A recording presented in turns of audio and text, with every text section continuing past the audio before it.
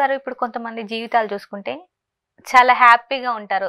ఎక్కడ ఏదైనా జ్యోతిష్యం చెప్పించుకున్నా కానివ్వండి, లేదంటే ఎవరు గురువు గారితో మాట్లాడినా, లేదు పక్కన వాళ్ళతోటి మాట్లాడినా, అరే వాడి లైఫ్ ఏంది చాలా బాగుంటది అని అంటారు. కానీ సడన్ గా యాక్సిడెంట్ అవ్వడం, లేదంటే సడన్ గా చనిపోవడం, నిద్రలో ఉండి అసలు మార్నింగ్ వరకు చూస్తే చనిపోయి ఉంటారు. అసలు ఎందుకు అలా జరుగుతుంది అంటారండి? అంటే ఒక సంపూర్ణ యోగ జాతకుడు అని అర్థం ఇక్కడ.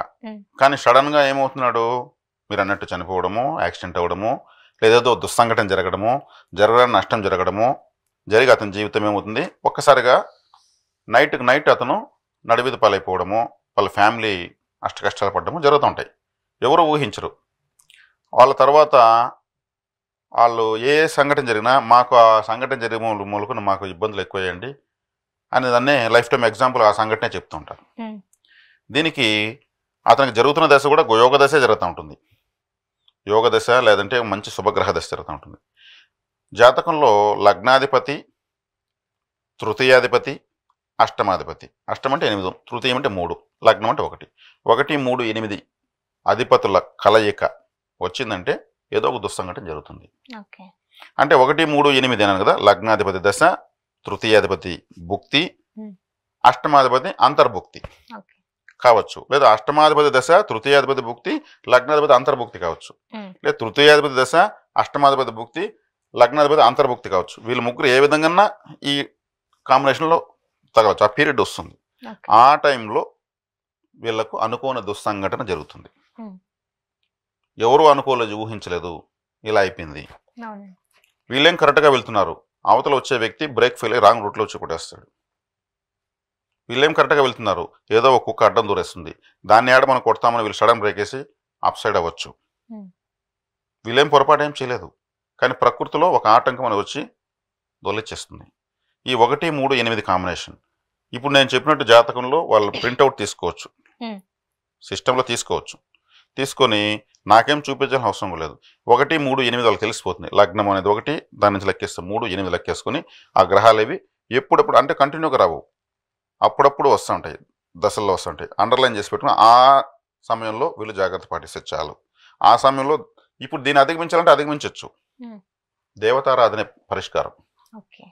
దేనికైనా దేవుడే మార్గం.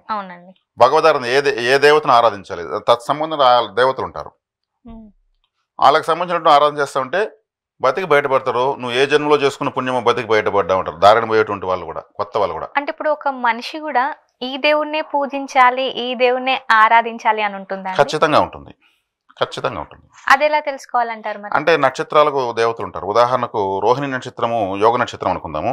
ఆ నక్షత్రంలో పుట్టిన వాళ్ళు, రోహిణి అంటే పాలు, పెరుగు, వెన్న, నెయ్యి, పాలు, పాల పదార్థాలు.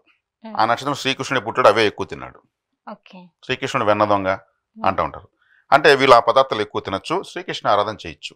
శ్రీకృష్ణుడు సంపూర్ణ అవతారం. శ్రీకృష్ణ ఆరాధన చేస్తూ ఉండడం వల్ల వీళ్ళకు అన్ని పాజిటివ్గా మారుతూ ఉంటాయి. శ్రీకృష్ణుడు ఫోటో వాల్ పేపర్ పెట్టుకోవచ్చు, శ్రీకృష్ణుడి ఫోటో హాల్లో కనిపించేటికి పెట్టుకోవచ్చు. శ్రీకృష్ణ, హరికృష్ణ, ఇట్లా కృష్ణ కృష్ణ అని ఉన్న పేర్లు వాళ్ళతో ఫ్రెండ్షిప్ బాగా చేయొచ్చు. అదేవిధంగా ఈ చంద్రుడు రోహిణి నక్షత్రానికి గ్రహం. రోహిణి నక్షత్రంలో ఆయన ఉచ్చస్థితి పొందుతాడు, అక్కడ ఎక్కువ ఇష్టంగా ఉంటాడు. రోహిణి అనేది ఆయన భార్య, ఆమెతోనే ఎక్కువ సంతోషంగా, ఎక్కువ ఇష్టం ఆయనకి. 27 మంది భార్యల్లో ఎక్కువ ఇష్టం అంటే రోహిణి అనే ఆమెతో. అది చంద్రుడు ఎక్కువ సంతోషంగా ఉంటాడు, ఉచ్చస్థితి అక్కడ. అంటే చంద్రుణ్ణి పౌర్ణమి రోజు కర్పూర హారతి ఇచ్చి ఆకాశంలో చూసి హారతి ఇవ్వచ్చు. చంద్ర ఆరాధన. ఏదైనా పాలు, పాల పదార్థాలు, కొద్దిగా పువ్వులు, కొద్దిగా నీళ్ళు పెట్టి 3 సార్లు సమర్పించి కర్పూర హారతి ఇచ్చి ప్రసాదంగా స్వీకరించవచ్చు. చంద్రుడు ప్రత్యక్ష గ్రహం కదా, కనిపిస్తాడు.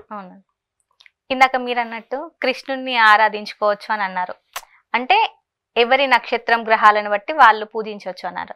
ఇప్పుడు నా లైఫ్ లో చూసుకుంటే మీరు అన్నట్టు ఒక కృష్ణుడిని పూజిస్తే మంచి జరుగుతుంది అనుకుందాం, లేదు నాకు శివుడు అంటే ఇష్టం అనుకోండి, నేను శివుడిని పూజించడం వల్ల నాకు ఎలాంటి పరిహారాలు జరుగుతాయండి మరి?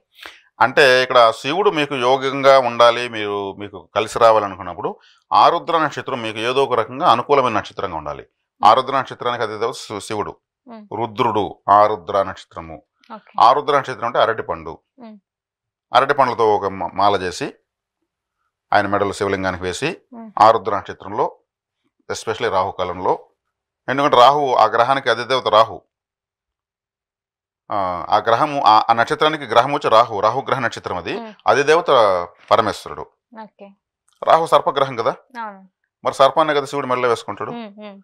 కాబట్టి రాహుకాలంలో ఒక అరటి పండు, ఆ ఆరుద్ర నక్షత్రం అరటి చెట్టు, అరటి పండ్లు, అరటి పండ్ల మాల శివలింగానికి వేసి మీరు చక్కగా ఆరాధించడం వల్ల మీకు మంచి రథం స్టార్ట్ అవుతుంది. ఆరుద్ర నక్షత్రం 27 days వన్స్ వస్తుంది. ఓకే. ఆ శివయ్య, శివుడి పేరుతో ఉన్నటువంటి వాళ్ళతో మీకు అంత సఖ్యతగానే ఉంటుంది. కాబట్టి మీకు రాహుకాలం కలిసి వస్తుంది.